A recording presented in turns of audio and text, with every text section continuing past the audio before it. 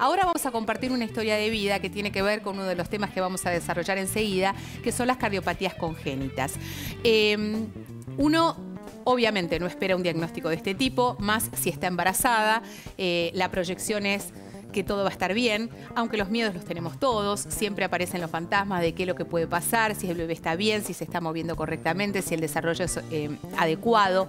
Bueno, pero más allá de esta circunstancia que nos pasa a todas las mujeres que tenemos un bebé en la panza, es básicamente la oportunidad que nos ha abierto la ciencia y la medicina para poder detectar esto de manera temprana y no transformar una situación en una causa de muerte, cuando efectivamente podría ser evitada de manera tal de que si nosotros lo identificamos podemos prever cómo recibir a ese bebé, ¿no? Derivarlo a un lugar para que el bebé al nacer esté acorde el lugar donde lo reciban y tenga la misma oportunidad ese bebé con una cardiopatía congénita que cualquier otro bebé con una cardiopatía congénita en cualquier lugar del país. Compartimos ahora la historia de Tobías.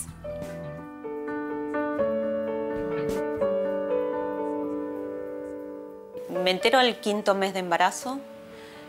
Hasta ahí venían todos los estudios normales y en el 5.º mes detectan que tenía por un lado la panza muy grande y por otro lado el tema cardiológico.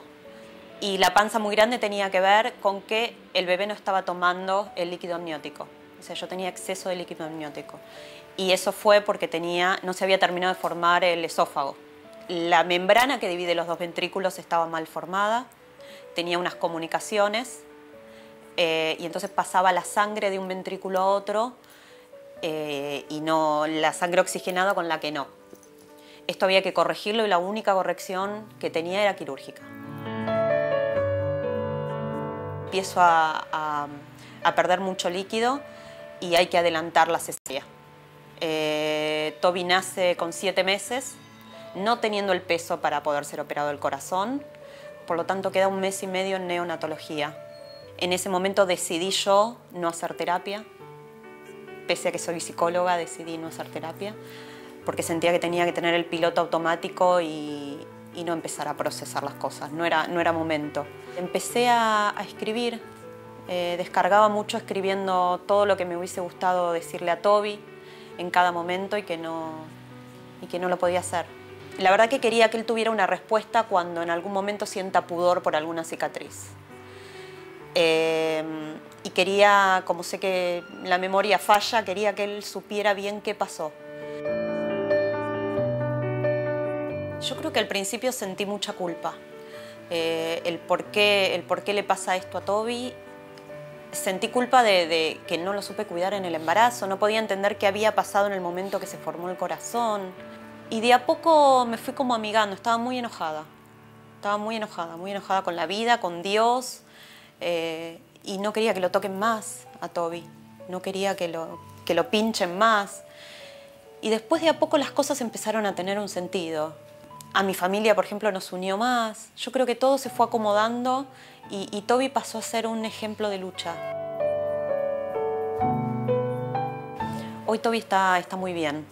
El corazón, después de haber sido operado 3 veces, ya está corregido. El esófago pudo ser conectado con el estómago después de una operación también muy grande. Y Toby ahora está haciendo un tallercito de música, empieza como a conectarse un poco con otros nenes. Lo que queda es que se recupere un poco el tema pulmonar por todo lo respiratorio, que suba de peso, o sea, son cosas que al lado de lo que pasamos es mínimo y es cuestión de tiempo. Cuando me dicen que hable de Toby, es un león, es un luchador y estoy muy orgullosa de él. Él no eligió nacer, pero claramente eligió vivir y la luchó y lo logró.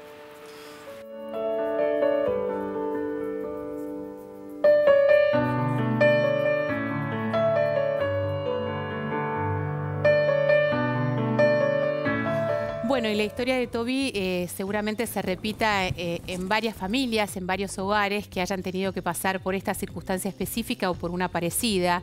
El padecimiento de un hijo y especialmente de un bebé recién nacido obviamente genera un tremendo impacto y un shock en esa familia que no espera lo que está recibiendo y que tampoco sabe cómo sostener este proceso que en algunos casos puede ser más difícil y más duro, ¿no? Está con nosotros el doctor Pablo García de Lucis, que es cardiocirujano y que obviamente intervino en el caso de Toby. Exacto. Y que nos va a contar. Y básicamente acá, puntualmente, más allá de los recursos que se tienen para poder solucionar este tipo de cardiopatías, me parece que lo más importante es poder, de alguna manera, reafirmar la enorme posibilidad que tenemos frente a los controles de poder detectar esto a tiempo, ¿no? Exacto, sí. La detección prenatal, sobre todo, ¿sí? Antes del embarazo ha sido un avance dentro de las cardiopatías congénitas. Poder detectar la cardiopatía es una cosa muy importante que permite que el paciente o la madre vaya a un centro de alta complejidad donde pueda ser tratado por un equipo multidisciplinario, ¿verdad? O sea, eso ya es una decisión importante. Eso es una decisión muy importante. Primero detectar porque no la cardiopatía. Todos los centros están obviamente y razonablemente preparados para recibir un bebé que tiene esta cardiopatía y que debe ser intervenido. ¿Siempre ese bebé es intervenido en las primeras horas de vida o puede ser intervenido inclusive intrafetal, o sea, adentro de la panza de la mamá? Muchas de las cardiopatías, los chicos pueden fallecer dentro de la vida intrauterina y hay una proporción de pacientes que nacen con cardiopatías congénitas que pueden fallecer en los primeros meses de la vida, en los primeros días de la vida o en los primeros años. Y hay otras cardiopatías que sobreviven un poquito más de tiempo. Pero para modificar la historia natural de la enfermedad hay que tratarla, hay que detectarla, muy importante, y tratarla tempranamente. Es decir, el tratamiento precoz de la cardiopatía aumenta la sobrevida de estos pacientes y mejora la calidad de vida de los mismos. Y esta posibilidad la tenemos. O sea, tenemos la posibilidad de reescribir la vía natural de la enfermedad. Como cuando vos empezaste el programa dijiste algo muy importante. Esta es la segunda causa modificable, eso es muy importante, de mortalidad infantil. Es decir, que actuando directamente sobre la detección y el tratamiento de las cardiopatías congénitas, uno puede modificar la mortalidad infantil en el país. A ver, la mamá de Tobías mencionaba algo que me parece que también es muy importante, que tiene que ver con la culpa, si aquello que hice algo mal, si durante el embarazo no me cuidé lo suficiente, en fin, fantasmas que nos aparecen y es razonable que ocurran. Esto tiene que ver con algo que pudiera evitarse durante el embarazo, por ejemplo. La cardiopatía congénita es una alteración en la formación del corazón. El 90% del desarrollo de las cardiopatías, la causa se desconoce. O sea, que es independiente a cómo se comporte la madre. Totalmente. La madre y el padre no tienen que sentir culpa porque es una alteración en la formación del corazón y en las grandes arterias que nacen del corazón. Solo un 10% existen causas probables de cardiopatía, ¿no? Y por supuesto que si uno tuvo en una familia una cardiopatía, la probabilidad en esa familia de tener un chico con una cardiopatía aumenta, pero el aumento no es exponencial, es un aumento, un porcentaje muy pequeño. Está bien. Bueno, a propósito de cómo detectar, ella mencionaba, por ejemplo, que tenía una panza muy grande. Fue ahí como el obstetra se empezó a dar cuenta y empezaron a indagar, porque habitualmente uno, frente al control prenatal, se le hace una ecografía, por ahí no está pensando si efectivamente está mirando el corazón de ese bebé, cómo hacer para ser nosotros conscientes y por ende comprometidos en esta misión. Y hay dos grupos, aquellos que son de riesgo y aquellos que no son de riesgo. Por supuesto que las personas de riesgo, es decir, la edad madura, el embarazo a una edad madura, la fertilización asistida también aumenta el porcentaje de una cardiopatía congénita. ¿El embarazo en la edad madura es un factor de riesgo? Es un factor de riesgo, sí, es un factor de riesgo. Y es importante la delegación del ginecólogo y el obstetra a un cardiólogo que haga un ecocardio, es decir, un estudio ecocardiográfico especializado en el corazón. Es decir, normalmente las embarazadas se hace una ecografía general donde el ginecólogo ve 4 cámaras del corazón y dicen no tiene una cardiopatía, pero muchas cardiopatías tienen 4 cámaras del corazón y no se detecta la cardiopatía. Entonces es muy importante que por ahí el ginecólogo derive a un cardiólogo especializado en ecocardiografía fetal y en cardiología fetal que pueda detectar la cardiopatía. A ver, entonces nosotros, porque si no, todas las mujeres embarazadas van a salir desesperadas a buscar un control cardiológico a nivel de ecografía para su bebé. El doctor menciona sobre que existen efectivamente grupos que pertenecen como o que tienen mayor riesgo de poder tener esto, como por ejemplo las mamás en edad madura o aquellas personas que han tenido una cardiopatía previa. Hablando de las mamás en edad madura, ahora tenemos esta circunstancia social que lamentablemente va en aumento. Digo lamentablemente porque esto puede venir acompañado de este mayor riesgo. Sí, exacto. ¿Cómo hacer, digamos, si eso efectivamente debería ya de instalarse como un control propio de aquella mamá que se queda embarazada a los 45 años? Sí, no es un screening necesario, un test que haya que hacer en todos los pacientes. Está muy bien. Pero en aquellas familias que tienen antecedentes de tener chicos con cardiopatías o tienen primos con cardiopatías o tíos con cardiopatías, la edad madura, la fertilización, los embarazos múltiples, factores ambientales, que están expuestos a factores ambientales, gente que ha tomado fármacos, gente que ha consumido drogas, son grupos de alto riesgo. Perfecto. Esos grupos de familias tienen que ser derivados a un especialista que haga tratar de detectar la cardiopatía prenatalmente, ¿verdad? Bueno, esta detección, ¿qué nos permite? Nos permite sostener la vida de ese bebé lo mejor posible hasta el momento del nacimiento. Debe adelantarse la aparición de esa mamá, por ejemplo, para que efectivamente tengamos mejores recursos de cómo tratar a ese bebé. ¿Cuáles son? No hay que adelantar el embarazo. La maduración del feto es muy importante para la oportunidad del tratamiento. Sí. Cuanto más maduro el feto, más posibilidades. Cuanto mejor peso tiene, más posibilidades de sobrevida para el tratamiento. Sí. Llega, digamos, en mejores condiciones o en condiciones óptimas al tratamiento quirúrgico.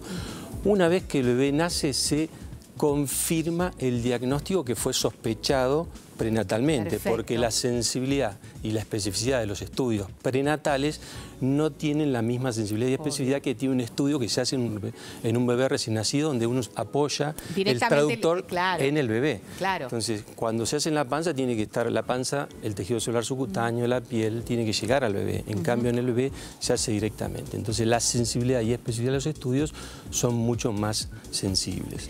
En general, cuando tenemos esta posibilidad, esas cardiopatías pueden ser revertidas y el desarrollo de ese bebé puede ser absolutamente normal, más allá de lo que deba pasar en los primeros años, tal cual lo veíamos en Tobías, que obviamente el hecho de haber pasado por estas circunstancias hace de que su desarrollo se vea enlentecido, ¿no? Entiendo, a lo de cualquier otro bebé. El caso de Tobías, también hay muchos chicos que asociado a su cardiopatía congénita tienen síndromes genéticos o tienen asociado otras malformaciones del corazón. Perfecto. Es decir, que la cardiopatía congénita viene asociado a otras cosas. Por ejemplo, en Tobías tenía la asociación de una atresia de esófago, es un problema esofágico, más un problema de una hernia diafragmática, es decir, del músculo que divide la cavidad torácica de la cavidad abdominal, en el diafragma una hernia. Es decir, tenía 3 asociaciones muy importantes y muy graves en que si no es tratado,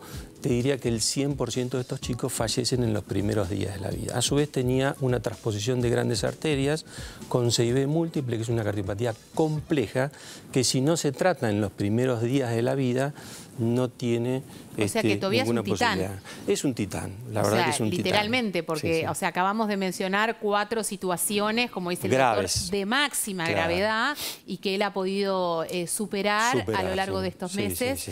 Impresionante. Ahora, insisto sobre esto porque me parece que también es importante para poder valorizar, ¿no? el diagnóstico precoz y el poder estar preparado frente a esta situación de que hay muchas cosas que por ahí son más sencillas que las de Tobías y se pueden revertir más fácilmente. Sí, totalmente, sí. Hay cardiopatías, digamos, uno puede dividir a las cardiopatías en simples y complejas. Las complejas requieren de un tratamiento precoz en los primeros días de la vida y las cardiopatías simples, como una comunicación interauricular, una comunicación interventricular, un ductus arterioso, una coartación de aorta, pueden ser resueltas antes del año de vida.